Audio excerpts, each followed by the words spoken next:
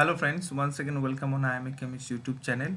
आज हम लोग जो टीआई फॉर बायोलॉजी जो पेपर है उसकी केमिस्ट्री पेपर को सॉल्व करेंगे 2019 का। तो चलो हम लोग स्टार्ट करते हैं बिना टाइम वेस्ट करके। और इस चैनल पर कंप्लीट जो टीआई फॉर की केमिस्ट्री सेक्शन है उसको कंप्लीट सॉल्यूशन करूँगा। उसके साथ साथ कौन सा टॉपिक इम्पोर्टेंट है, कौन सा टॉपिक इम्पोर्टेंट नहीं है, लास्ट टाइम में प्रिपरेशन भी हम लोग करेंगे। तो जो अभी तक चैनल को सब्सक्राइब नहीं किया तो प्लीज़ सब्सक्राइब द चैनल और बेल आइकन को डेफिनेटली प्रेस करना। तो देखो यहाँ पे जो पहले क्वेश्चन में बोला है, element Y has the nuclear number of 19 and the proton number of 9, which group is the periodic table does it belong to. अभी तो तुम्हें जानना होगा न्यूक्लियन। न्यूक्लियन मतलब क्या होता है? न्यूक्लियन मतलब जो होता है ना, न्यूक्लियन मतलब होता है तुम्हारा न्यूट्रॉन प्लस प्रोटॉन।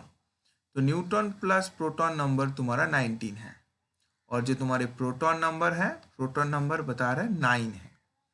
तो प्रोटॉन नंबर क्या होता है? प्रोटॉन नंबर इक्वल टू तुम्हारा एटॉमिक नंबर। एटॉमिक नंबर, तो एटॉमिक नंबर तुम्हारा 9 है। इसका मतलब 9 किसके लिए होता है? फ्लूरीन का होता है। इसका मतलब बेसिकली ये फ्लूरीन एटम है। और अब भी तुम जानते हो जो फ्लूरीन एटम होता है ना, फ्लूरीन क्या होता है?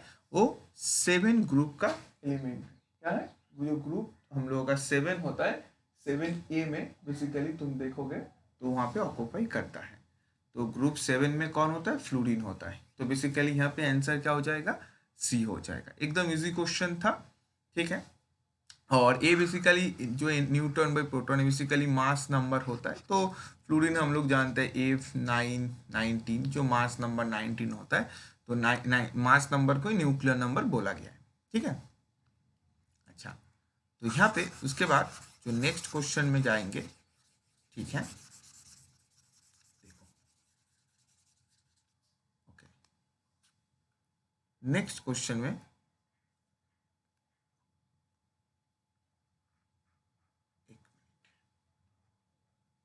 हाँ, this one is the next question.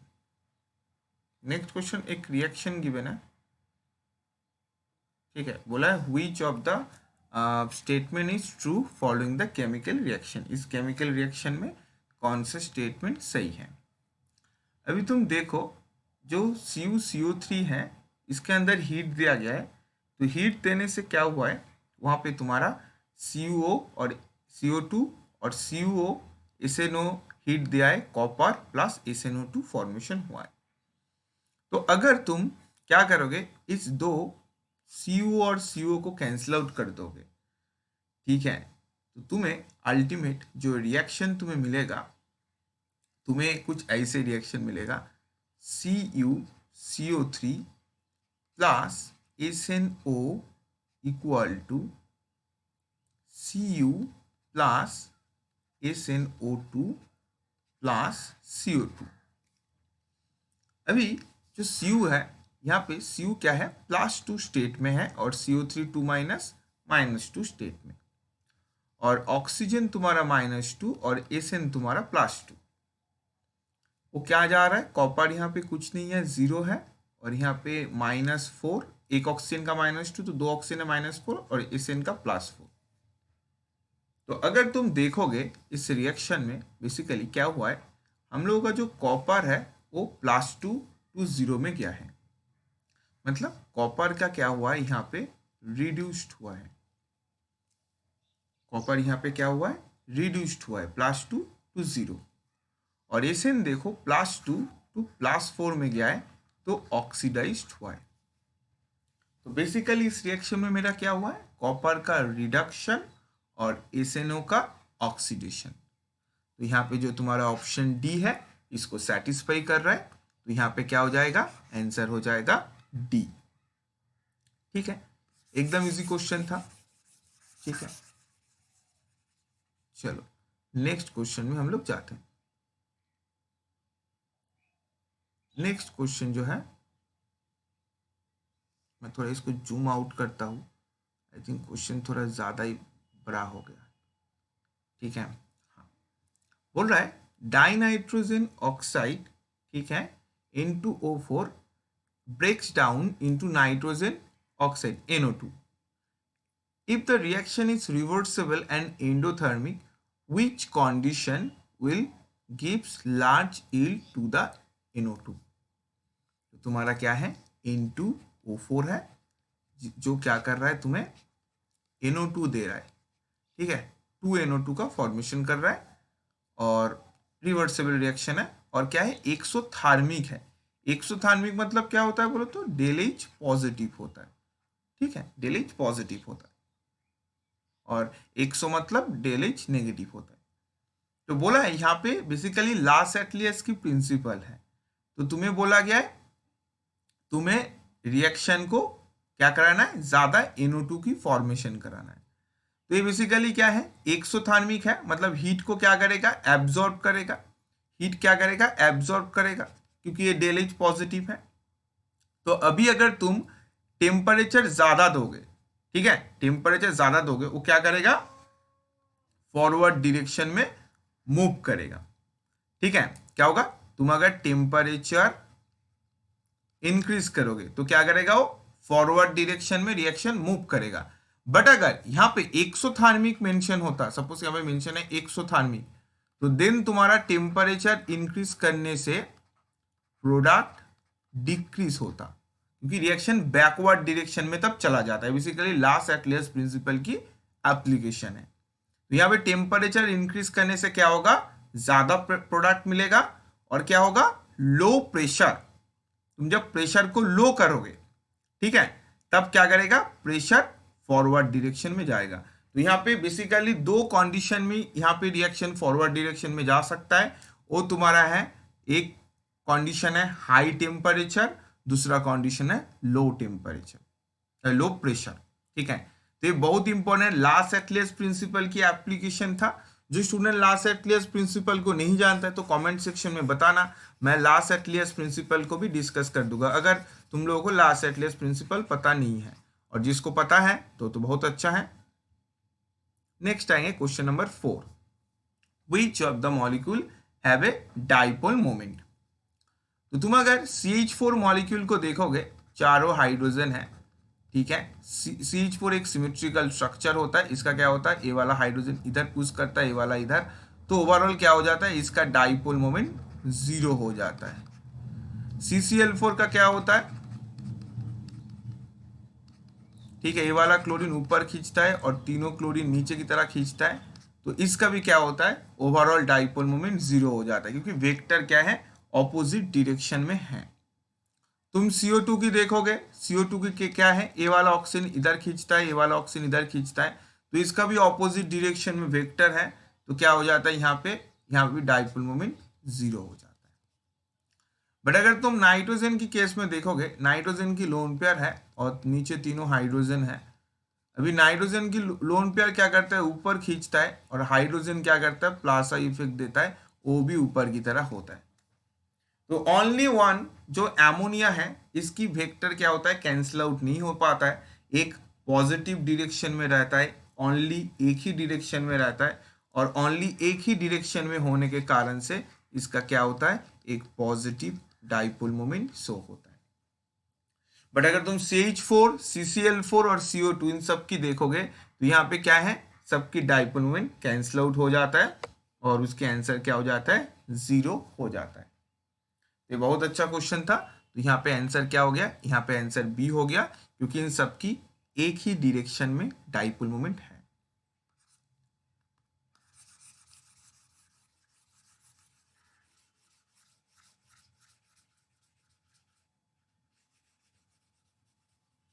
Okay, ठीक है, नेक्स्ट क्वेश्चन में हम लोग जाते हैं। नेक्स्ट क्वेश्चन में बोला है, when a non-volatile solute is dissolved in a pure solvent, the difference between the freezing point of the solvent alone and the solution is, ठीक है, बोला एक non volatile solute is dissolve in a pure solvent, the difference between the freezing point of solvent alone and the solution. तो solvent और solution की जो freezing point है, इसका डिफरेंस तुम्हें पूछा है। तो अभी इसके लिए हम लोग जाएंगे डायग्राम में। क्या होता है, हम लोग का जो डायग्राम होता है, वॉल्यूम Vp बाई टेम्परेचर। क्या होता है, इसकी नेचर ऐसे आता है, ठीक है। यहाँ पे होता है लिक्विड, यहाँ पे होता है सॉलिड और यहाँ पे होता है वेपर, ठीक है। अभी क्या होता है, इस प्लॉट को हम लोग, ए वाला क्या है, मैं सपोज ए वाला लिख दिया प्योर के लिए, प्योर सॉल्वेंट के लिए ए वाला है। उसके बाद मैं और एक प्लॉट ड्रॉ कर रहा हूं, इस लाइन के अंदर ही जाकर यहाँ पे चला आया। सेम और एक प्लॉट ड्रॉ किया जो क्या है, सॉल्यूशन के लिए है, ठीक है।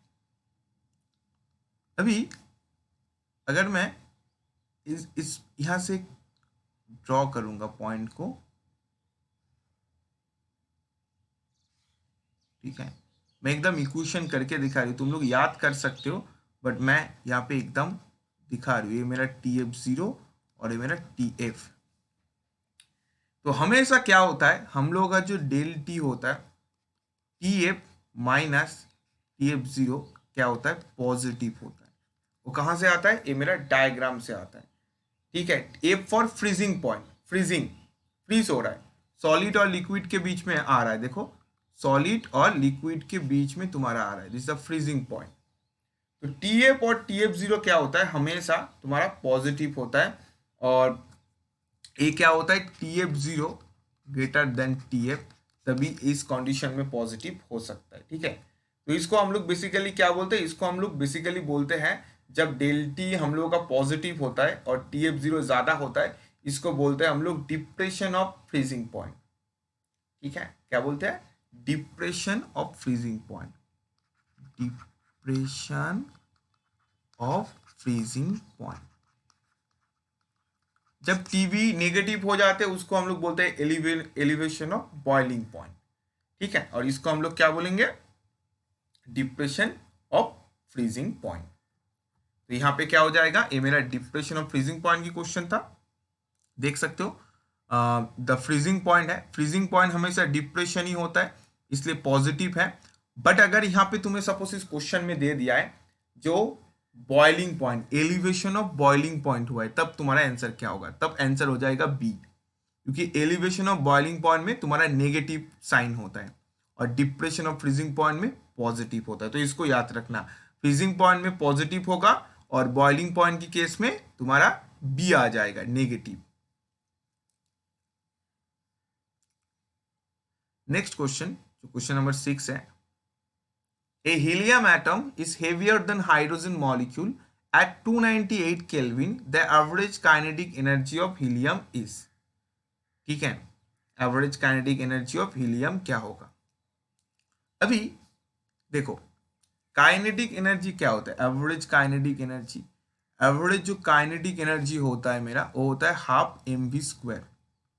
क्या होता है, kinetic energy equal to half mv², ठीक है। अभी ये जो v है ना, ये बेसिकली जो वेलोसिटी है, ये क्या होता है, आरएमएस वेलोसिटी होता है। क्या होता है, आरएमएस वेलोसिटी होता है। क्या होता है, CRMS, root mean square velocity, ठीक है। ये होता है मेरा वेलोसिटी। तो बेसिकली मेरा kinetic energy equal to half mv² होता है।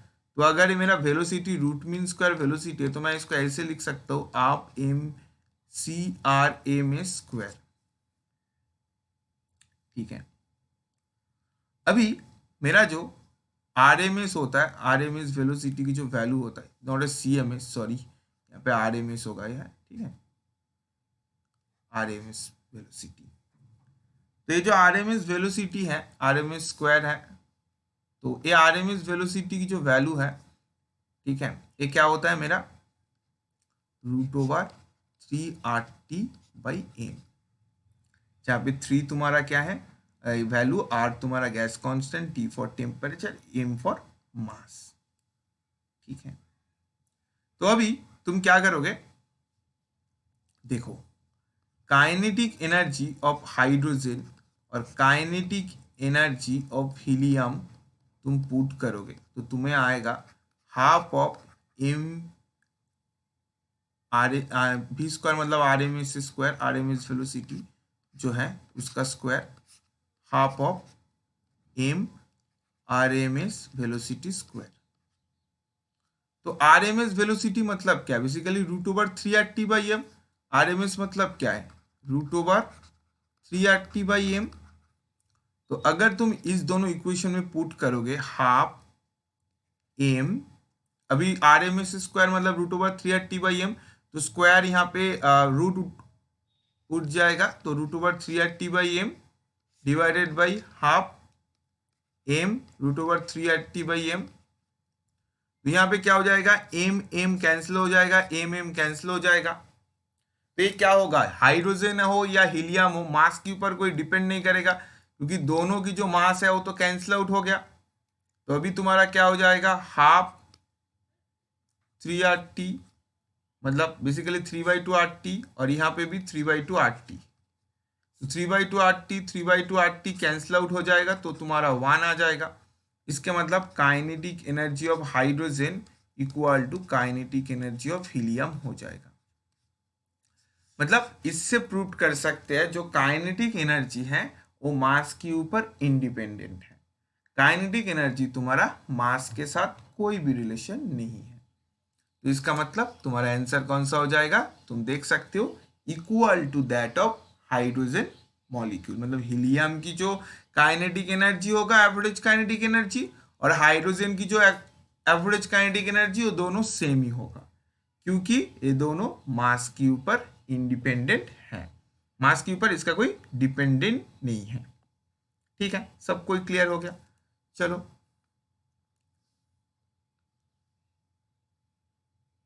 ओके, नेक्स्ट जो प्रॉब्लम में जाएंगे हम लोग। ठीक है, आयोडोफॉर्म टेस्ट। आयोडोफॉर्म कौन देगा, देखो आयोडोफॉर्म टेस्ट तुम्हारा बेसिकली देता है, मैंने बताया था, एक कीटो मिथाइल ग्रुप होना होगा। ठीक है, क्या होगा, एक कीटो और एक मिथाइल, एक कीटो ग्रुप और एक मिथाइल ग्रुप होना होगा। अगर तुम्हारे पास एक कीटो मिथाइल ग्रुप है तो तब वो क्या करेगा, आयोडोफॉर्म देगा। बट तुम अगर यहाँ पे देखोगे, यहाँ पे कीटो मिथाइल ग्रुप कोई भी नहीं है, तो अभी क्या करोगे तुम, अगर इन सारे कंपाउंड को ऑक्सीडेशन करोगे, ठीक है, तुम देखो ओनली जो ऑप्शन बी है ना, यहाँ पे ओनली CH3 ग्रुप है और किसी में भी CH3 ग्रुप तो नहीं है। तो अगर तुम ऑप्शन बी को ऑक्सीडाइज करोगे, ये क्या करेगा, तुम्हारे कीटो मिथाइल ग्रुप देगा, जो क्या होगा, एक आयोडोफॉर्म टेस्ट पॉजिटिव देगा। जैसे IIT जैम में भी क्वेश्चन आया था, CH3 CHOH CH3 एक 2 डिग्री अल्कोहल था, बोला था क्या ये आयोडोफॉर्म टेस्ट पॉजिटिव देगा, तो तुम्हारा आंसर होगा यस, ये आयोडोफॉर्म टेस्ट पॉजिटिव देगा, क्योंकि यहाँ पे मिथाइल है, और अगर तुम जब इसको ऑक्सीडाइज करोगे तो क्या हो जाएगा, एसीटोन में कन्वर्ट हो जाएगा। तो कीटो मिथाइल ग्रुप प्रेजेंट है, तो ये क्या करेगा, ये आयोडोफॉर्म टेस्ट पॉजिटिव देगा। तो यहाँ पे आंसर मेरा क्या बन जाएगा, यहाँ पे आंसर मेरा बन जाएगा बी। मेरा कौन बनेगा, बी, जिसको ऑक्सीडाइज करने के बाद मेरा एक कीटोमिथाइल कंपाउंड प्रोवाइड कर रहा है।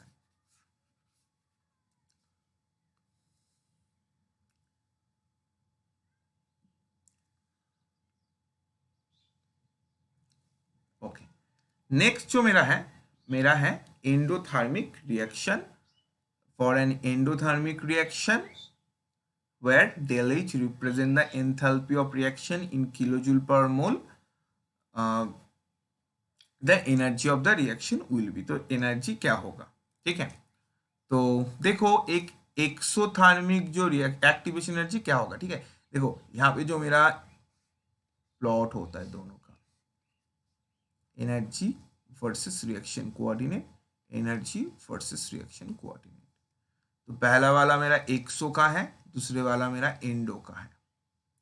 तो जो मेरा 100 का प्लॉट आएगा, ये मेरा रिएक्टेंट, ये मेरा प्रोडक्ट, और जो एंडो का प्लॉट आएगा ये मेरा रिएक्टेंट, ये मेरा प्रोडक्ट। मतलब 100 में क्या होता है, प्रोडक्ट ज्यादा स्टेबल होता है। वो क्या होता है, जो मेरा प्रोडक्ट फॉर्मेशन होता है वो थोड़ा नीचे होता है। नीचे ये वाला क्या है, मेरा एक्टिवेशन एनर्जी है, ठीक है। ये वाला मेरा क्या है, एक्टिवेशन एनर्जी है, ओके।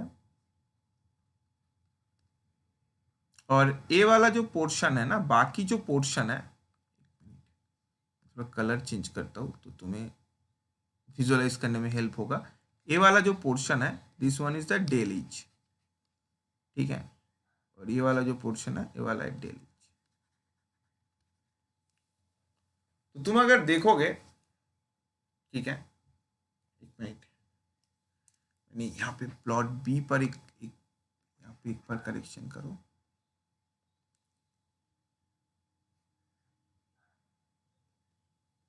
ओके, एक्टिवेशन एनर्जी ऐसे, और आई थिंक सही किया था मैंने, सॉरी, सही किया था, डेलीज, ठीक है, हाँ, ये वाला डेलीज है। और इस रीजन में जो डेलीज होगा ना, ऑप्शन ए पर जो डेलीज होगा वो तुम्हारा ए आई से पूरा, मतलब रिएक्टेंट टू प्रोडक्ट तक जितना जाता है, ये मेरा कंप्लीट डेलीज होता है, ठीक है। तो अगर हम लोग देखेंगे एंडोथर्मिक में, ये मेरा अगर एक्टिवेशन एनर्जी होगा तो एक्टिवेशन एनर्जी ज्यादा है डेलीज से। और अगर हम लोग एंडो के केस में देखेंगे, डेलीज ज्यादा है एक्टिवेशन एनर्जी से। ये मेरा 100 के लिए, और इंडो के लिए एक्टिवेशन एनर्जी ज्यादा है, ठीक है। हाँ, तो अभी जो यहाँ पे बोला है, यहाँ पे एंडोथर्मिक बोला गया है, तो एक्टिवेशन एनर्जी क्या होगा, डेलीज से ज्यादा होगा। तो अगर एक्टिवेशन एनर्जी मेरा डेलीज से ज्यादा होगा तो मेरा कौन सी प्लॉट होगा, मेरा यहाँ पे होगा मेरा ऑप्शन सी, जो activation energy more than dailies, ठीक है। तो यहाँ पे आंसर मेरा क्या हो जाएगा, सी बन जाएगा, ठीक है। मेरा आंसर बन जाएगा सी। अच्छा, मैं यहाँ पे हिंट सॉल्यूशन दे रहा हूँ थोड़ा, क्योंकि इन सब के पीछे एक बहुत बड़ा थ्योरी है। मैं कंसिडर कर रहा हूँ तुम लोगों का जनरल ऑर्गेनिक केमिस्ट्री सबको क्लियर है। Next question, which of the amino acid commonly used for catalyst reaction, ये कम्प्लीटली इंफॉर्मेटिव है। तो यहाँ पे जो आंसर हो जाएगा, ये हो जाएगा सेरीन, ठीक है। ये कम्प्लीटली इंफॉर्मेशन बेस्ड क्वेश्चन है। नेक्स्ट जो है, which of the following does not undergo ozonolysis reaction. तो तुम अगर इन सारे कंपाउंड को देखोगे, ठीक है, देखो ओजोनोलिसिस करने के लिए हम लोगों को क्या होना चाहिए, हम लोग के डबल बॉन्ड की जरूरत है, मतलब एल्कीन की जरूरत है। तो तुम अगर सारे कंपाउंड को देखोगे, यहाँ पे इन है, यहाँ पे इन है, यहाँ पे इन है, तो सारे यहाँ पे ओजोनोलिसिस हो सकता है, क्योंकि सारी यहाँ पे एल्कीन है। बट कंपाउंड बी में जो है ना, इट्स नॉट अ एल्कीन, यहाँ पे क्या है, ये वाला एल्केन है, एल्केन।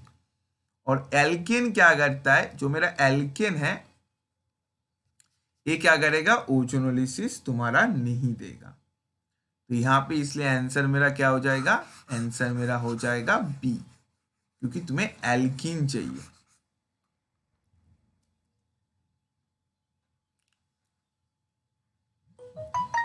अच्छा, नेक्स्ट जो क्वेश्चन है, क्वेश्चन नंबर 11 को अगर तुम देखोगे,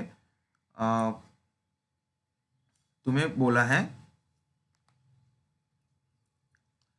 4.8 gram of gas at 27 degrees centigrade occupied the same volume as 1 gram of hydrogen at 17 degrees centigrade and at the same pressure.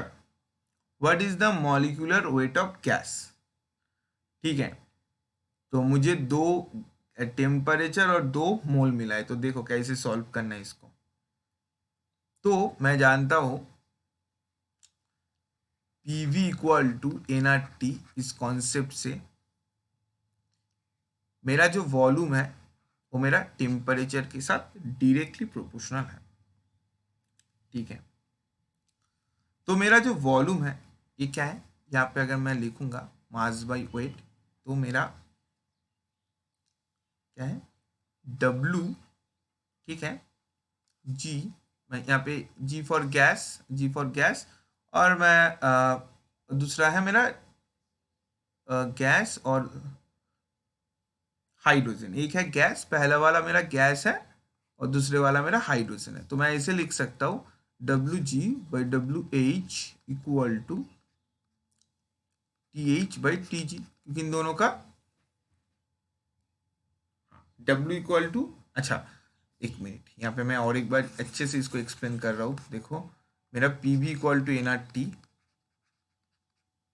तो PV इक्वल टू nRT है, तो PV equal to nRT constant होगा। तो यहाँ पे जो मेरा number of moles है, अगर मैं इसको इंक्रीज करूँगा तो जो मेरा R है, R तो कांस्टेंट है, तो R कांस्टेंट है, तो ओवरऑल वैल्यू को कांस्टेंट रखने के लिए मेरा टेम्परेचर को डिक्रीज करना होगा, क्योंकि nRT तो कांस्टेंट है, PV इक्वल टू nRT है। तो अगर मैं n की वैल्यू इंक्रीज करूंगा टेम्परेचर को डिक्रीज करना होगा, एंड वाइस वर्सा, अगर तुम टेम्परेचर को इंक्रीज करोगे तो n की वैल्यू को डिक्रीज होना होगा, ठीक है, वाइस वर्सा है। तो मैं इसे लिख सकता हूं n of gas by n of hydrogen equal to temperature of hydrogen by temperature of gas, क्योंकि इन दोनों का इनवर्सली प्रोपोर्शनल रिलेशन है, ठीक है, क्योंकि nRT कांस्टेंट है। तो मैं इसको ऐसे लिख सकता हूँ, इस W वाला जो n वाला टर्म को, इसको मैं ऐसे लिख सकता हूँ मास बाई वेट, ठीक है। मेरा मास बाई वेट होता है, मतलब m of gas by W of gas, मतलब weight of gas divided by mass of hydrogen divided by weight of hydrogen, ठीक है। अभी जो टेम्परेचर है TH और TG ये दोनों गिवन है, ठीक है। यहाँ पे TH और TH मेरा गिवन है 17 डिग्री सेंटीग्रेड, इसको केल्विन में कन्वर्ट करो तो 298 केल्विन आ रहा है, और 27 डिग्री सेंटीग्रेड है गैस का, तो इसको कन्वर्ट करोगे तो 300 केल्विन आएगा। और मास ऑफ गैस गिवन है, मास ऑफ गैस कितना है, मास ऑफ गैस गिवन है 4.8 ग्राम, ठीक है, मास ऑफ गैस गिवन है। तो मैं आजकल इसको अच्छे से लिखूंगा, तो मेरा ऐसे आ रहा है मास ऑफ गैस, ठीक है, मास ऑफ गैस मेरा, मैं एकदम वैल्यू पुट कर रहा हूँ डायरेक्टली, मास ऑफ गैस मेरा कितना है 4.8 into divided by weight of gas, और मास ऑफ हाइड्रोजन 2 और 1, ठीक है, डिवाइडेड बाई TH मेरा 290 और यहाँ पे 300। यहाँ पे तुम WG को निकालोगे तो तुम्हारा आ रहा है अप्रॉक्स 9.9 ग्राम, ठीक है। तुम्हें अप्रॉक्स क्या हो जाएगा 9.9 ग्राम तुम्हारा आंसर आ जाएगा, जो तुम्हारे आंसर कहाँ पे है, ऑप्शन डी में है, ठीक है। तो तुम्हारे आंसर क्या हो जाएगा, ऑप्शन डी बन जाएगा। उसके बाद जो नेक्स्ट क्वेश्चन है, ठीक है, which of the acid is most acidic. तो देखो जब तुम ऑक्सीजन, सल्फर, सेलेनियम, टेलेनियम पे जाओगे, टेलेनियम तो यहाँ पे नहीं है, ऑक्सीजन, सल्फर, सेलेनियम है, तो जब भी तुम इसकी हाइड्राइड को देखोगे, अगर तुम डाउन द ग्रुप जाओगे, ठीक है, तो हाइड्रोजन की साइज बहुत छोटा होता है, और ऑक्सीजन, सल्फर, सेलेनियम साइज क्या होता है, इंक्रीज हो जाता है। मेरी क्लास है, देखना, super tricks on S block chemistry, जहाँ पे मैंने कंप्लीट एस ब्लॉक को एक्सप्लेन किया।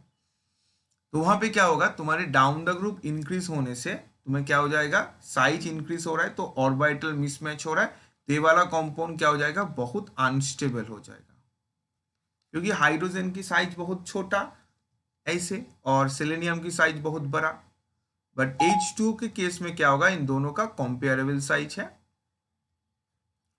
ठीक है, और H2S का ऐसे, मतलब देखो हाइड्रोजन की साइज ऑलमोस्ट सबका सेम है, ठीक है, but oxygen, sulphur, selenium size increase हो रहा है। तो जितना नीचे आ रहे हो तो देख सकते हो ऑर्बिटल मिसमैच हो रहा है, अनस्टेबल हो रहा है, और H2O क्या है, स्टेबल है। अगर अनस्टेबल हो जाएगा तो क्या होगा, मॉलिक्यूल जल्दी से ब्रेक हो जाएगा, और अगर जल्दी से ब्रेक हो जाएगा तो क्या होगा, एक H+ छोड़ेगा, और अगर H+ छोड़ेगा तो अकॉर्डिंग टू आर्हेनियस कॉन्सेप्ट तुम्हारा क्या हो जाएगा, एसिडिटी इंक्रीज हो जाएगा। तो इसलिए क्या हो गया, डाउन द ग्रुप तुम्हारा एसिडिटी इंक्रीज हो गया। इसलिए आंसर मेरा क्या बन जाएगा, सी बन जाएगा।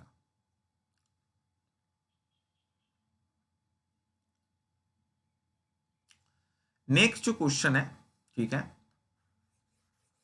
तुम्हें बोला गया है labelling of protein with iodine is used for tracing which amino acid does iodine react. तो यहाँ पे आंसर है ट्रायोसिन। ट्रायोसिन के साथ और एक भी होता है, सिस्टीन भी तुम्हारा काम करता है इसे, ठीक है। जो लेवलिंग ऑफ प्रोटीन जो आयोडीन के साथ जो रिएक्शन होता है तो सिस्टीन भी काम करता है। तो इसको भी नोट करके रखो, ये भी तुम्हें पूछ सकता है, तो सिस्टीन को भी नोट करके रखो, ठीक है। तो हम लोग जो भी 10 ईयर्स है TIFR बायोटेक्नोलॉजी की कंप्लीट हम लोग सॉल्व करेंगे, ठीक है।